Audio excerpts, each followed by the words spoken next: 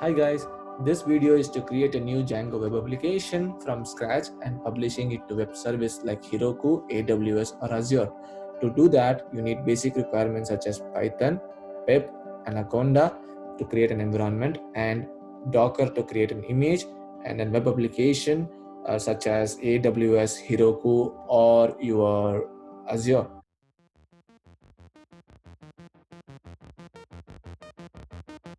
Now let's go ahead and learn how to install our Python into the system.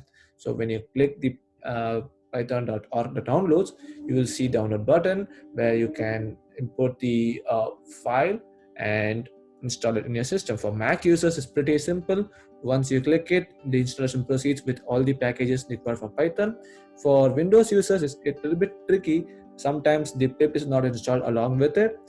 You have to follow this video link when this happens and follow these steps to install Python in your system. Once Python is installed, install Anaconda where you can create a new environment. So to install Anaconda, go to products, individual edition, and click the download button to get the Anaconda for your system for Windows, Mac or Linux.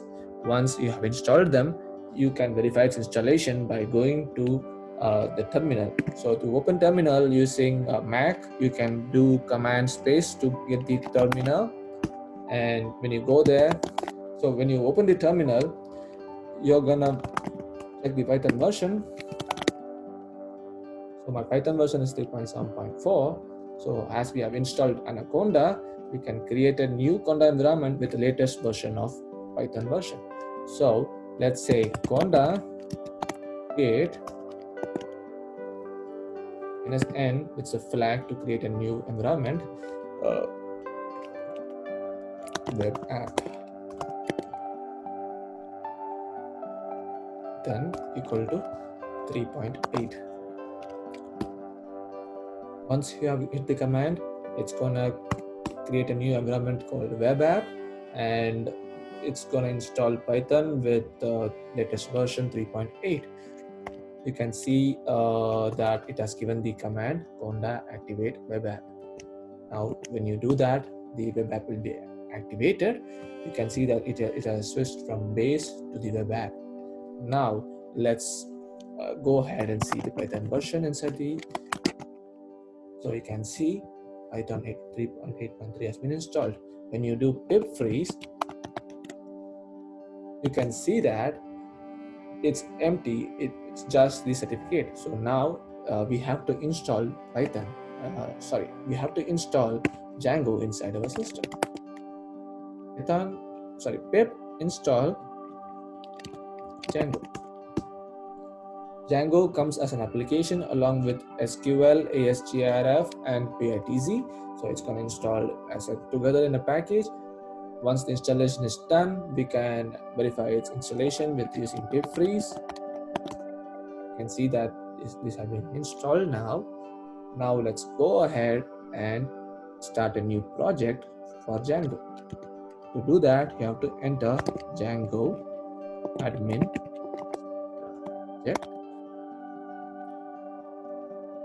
project machine. Create to that. There are two ways to create an application for your created project. The one way is to do Django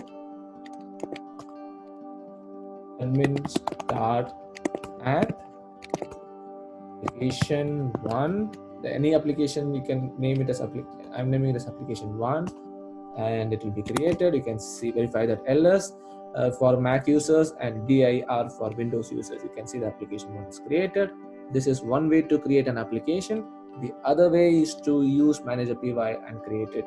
Python manage.py start app application 2. Now you can see that application 1 and application 2 both have been installed. This is the basic installation of Python inside the system, the Django inside the system. Now, to verify the Django installation is properly working, you can actually open Python manage.py run server. This will create a new port for your web directory. When you go to this location, we're going to see this Python is installed successfully. Once it is installed, you can go ahead. If you don't see this screen, go back and follow the steps exactly, and ensure that you have installed Django properly inside the system. Now, let's go ahead and create a new project uh, and show Hello World in this web browser. So to do that, first let's get rid of this uh, server. It's simple. You just have to click Ctrl C for both Mac and Windows users. Once you are outside, you can see it has come back to the web app. Now we can open our any IDE. I'm using Atom IDE. You can use PyCharm or any other applications to view your Django project. So I'm gonna open my project. It is named as project for publishing. So let's go to my home directory, project for publishing. There you go.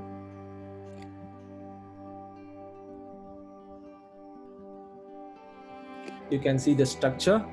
The main project for publishing, it has its own directory, and application 1 and 2 have their own directories. Now let's go ahead and delete one of the applications so that it can be clear view. I deleted it. Now application 1. Now you can see that this is the basic structure. So Django works in a good way such that it goes to first the urls.py and looks at the source file. So when I had start the server, you can see that it is starting the server at this location. This is the home directory. So when you go there, it's going to show this web page. Uh, but we have not mentioned anything. So let's go ahead and say that it's going to be empty. Then do this for me. Let's include our application. So comma include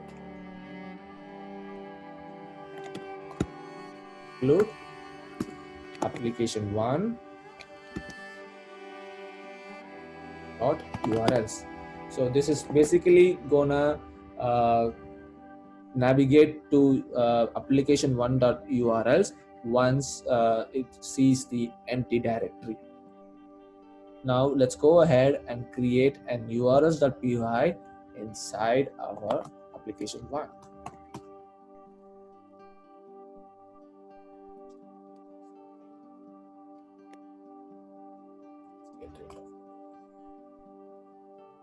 So when it comes to the home page, we're going to go to the views from dot port views. Do this, and when the path is empty, it's going to do this command views dot homepage. It's pretty simple. So now go to views. So you would have got a request. To process that request inside this directory, this is when it's come to the URL, it's actually a web request. When you click this, it's going to be making a web request. So when the request is made, you can see that it's going to views.homepage. So we're going to create a definition for that. Homepage of request, and what to do with it. Return a new HTML page for us. We have to send back the request along with the destination, homepage.html. That's it. Now we have mentioned it. Go to HTML. We have to create a new folder and name it as templates. templates. Now create homepage.html. Make sure you don't do any spelling mistake anywhere so that it doesn't get confusing. So homepage.html. There you go. Now let's say hello world here. One. hello world.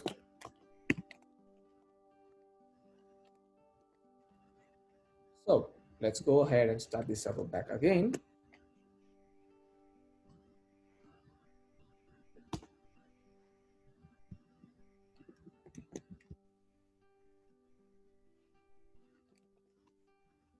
So hey, why is there an error? Now you can see that it's looking at the location, these two. We had not given instructions for Django to look at the exact location. So to do that, you have to mention that you have installed an application inside your project. You have to go to the application one that you have, then go to apps, then copy the name of your application. Since I named this application one, it's application one here. In few cases, when you create Django's restricted name, it is going to assign a new name for your application here. So when you do this, you have to go to settings and mention the name inside this settings installed apps. Make sure that you don't touch anything else except this part. And also one more thing, you have to mention start so that anyone from any place can access your server. Now go back. Once you have saved this, you can go back to the web server and see that it has reflected. Let me remove the hello world page and show you how it has been picked up now. So delete.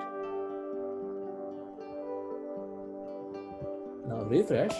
You can see that it says the same error, and now a new directory has been existing for it. Now it's looking for this new directory now.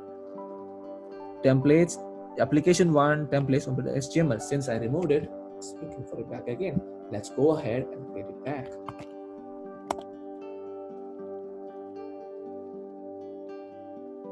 Try this time.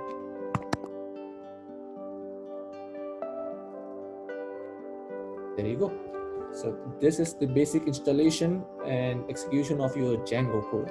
Now let's go ahead and make this more complex.